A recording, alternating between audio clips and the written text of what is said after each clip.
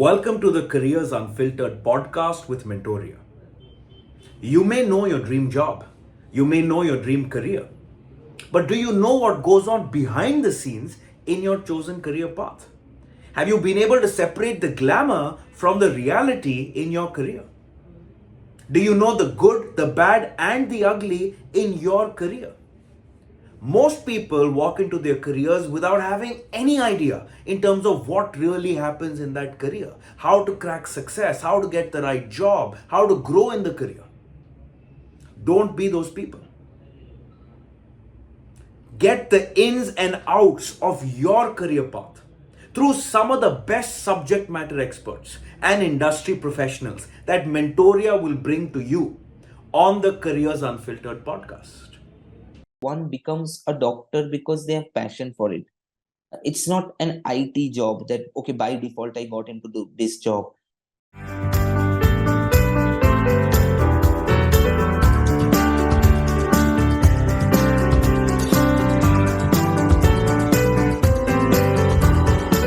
Oncology has three main specialties. Either you are a surgical oncologist, like those who surgeons and trained in oncological surgery. So, like you have a head cancer, then a head neck surgical oncologist. You have breast cancer, then a breast surgical oncologist, like that. Then you have medical oncologists, those who administer chemotherapy and immunotherapy and so on and so forth. Those who see the medical part of it. And then we have radiation oncology. So we treat cancer by radiation, by high dose radiation in different format and in different capabilities. There are a lot of ways and means to do it.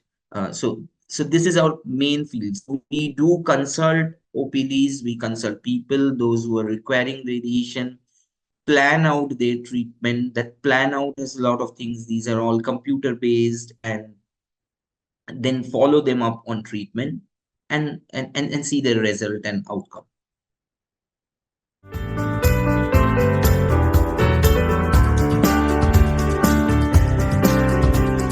In 11, 12, you have to have biology to apply for a medical to do. So we do, we all of us who did MBBS had biology in their 11, 12. Then you once pass out, you have to give an exam.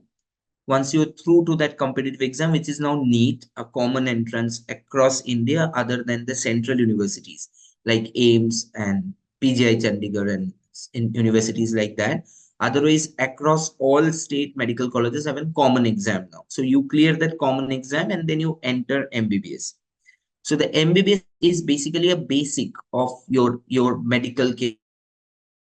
So that's a 4.5 years course. You have theoretical exams and about 22 subjects that you pass out. Then you do a mandatory 1 year internship. So internship is basically your gateway towards the clinical practice.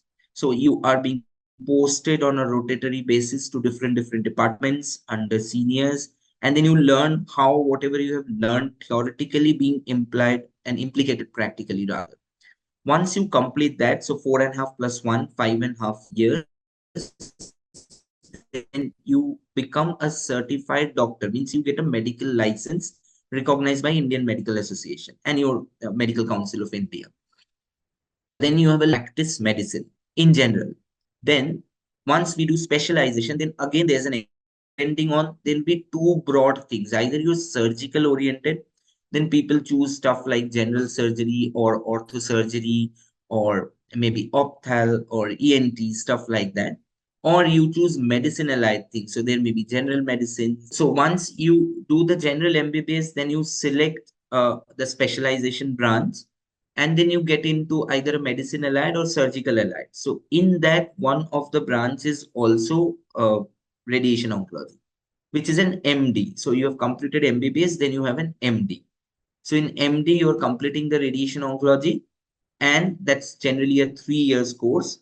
Then you become specialist in that field. Once you become specialist, then so the story doesn't end there. It's not you become a radiation oncologist, a pass out, and you know how to do everything properly. So then you require a lot of other training. So especially maybe a senior registrar, like senior residency is like you're working sort of independently, but also you have a guidance under someone. So you're working in a big team, part of it, trying to learn how practically things are done. So I did senior registrarship from TMH Mumbai. So then you become refined in your field, and then you start looking for job, and eventually you climb the ladder in life.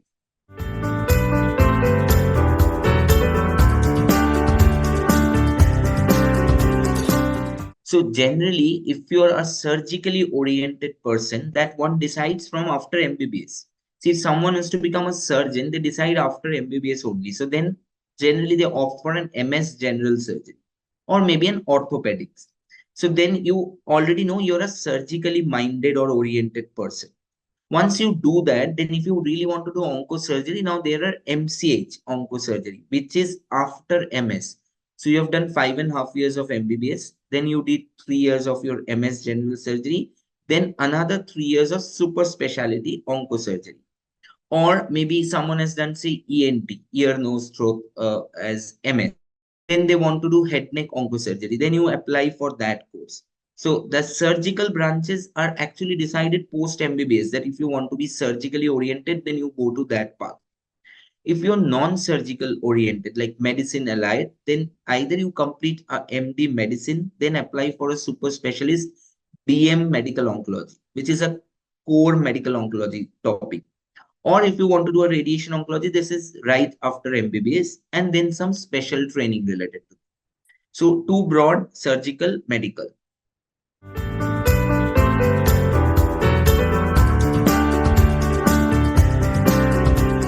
See, endurance is the first thing.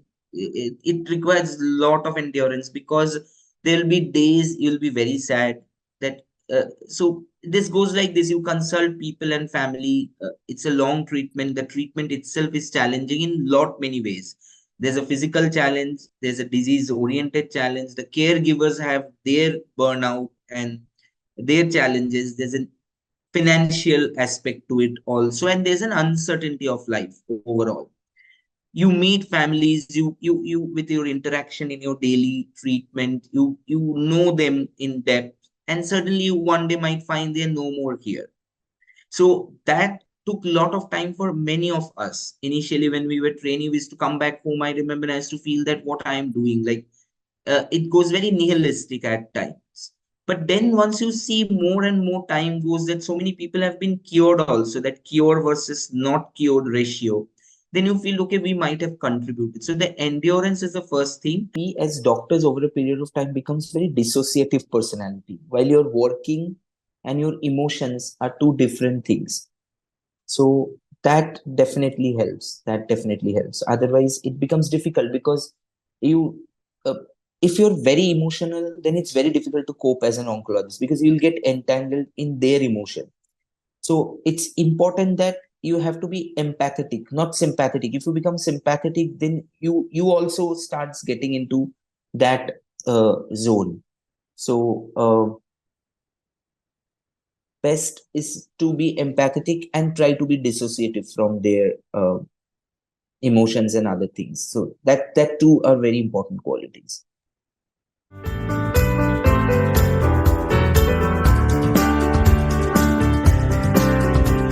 I generally, when I'm working, I generally have an OPD consultation for about 4.5, 5 hours, where we meet new patients, like those who have been coming to consult first time for the need of radiation, or in general other needs where maybe radiation also will come out as a part of it.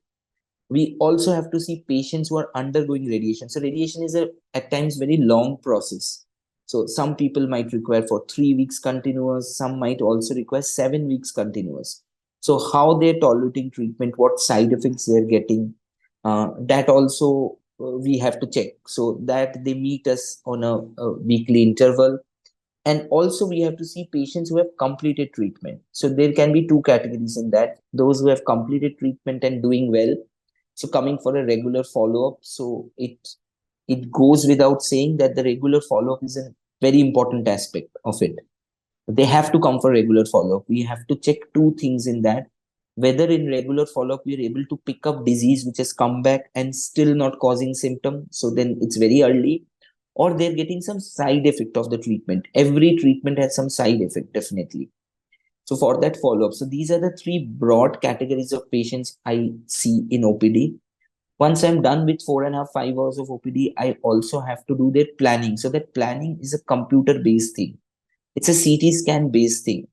So the part we have to give radiation, suppose in the mouth, so we have to take a scan of that area. Then there are international guidelines based on that. I have to mark all of that in the planning computer. That these are the areas I have to cover. These are the areas I have to spare. Then in radiation oncology department, we also have medical physicists. Those who will create a plan that this area will be receiving a certain amount of dose and the other areas should be spared. So those plans then we'll have to evaluate and then schedule patients for treatment.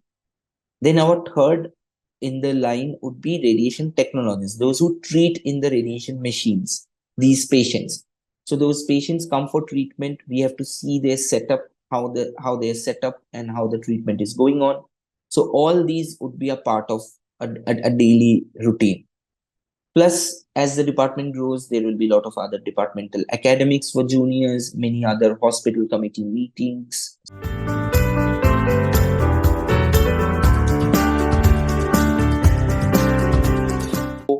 Expectation from this, but they have realized over a period, no, it's not that bad. So they become also a very good ambassador for other general population that, no, see, if you have this disease, take the right treatment in right time.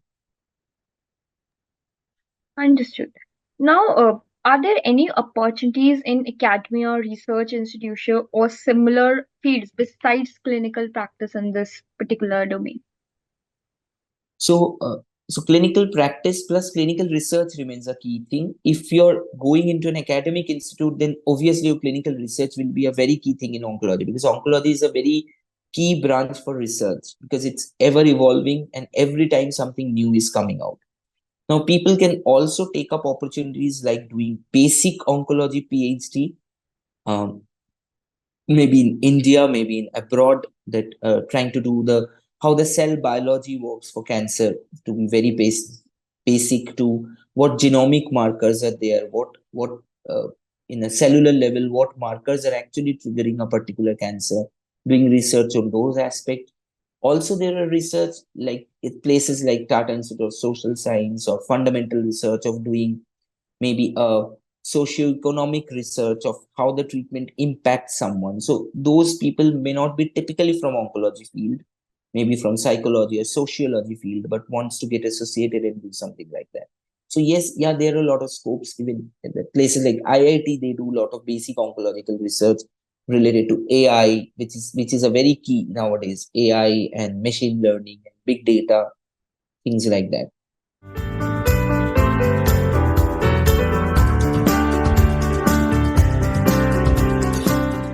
I always tell this sentence to my patients that if you Google a lot, you'll get a lot of info, but you don't get knowledge.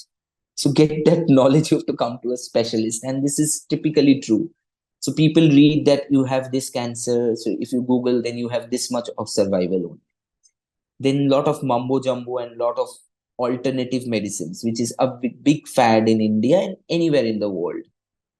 A lot of interventions which are not proven or backed by scientific evidence, but people often resort to it due to a lot of challenges in our societal structure. And then they hamper the real treatment. So a disease which if someone reports in stage 1, what outcome you're expecting versus someone reporting in stage 4, so that nobody can change that. You're reporting in a stage which is already advanced. So yes, these challenges are still there, but I definitely see an improvement in that over the years. People are quite proactive now for treatment.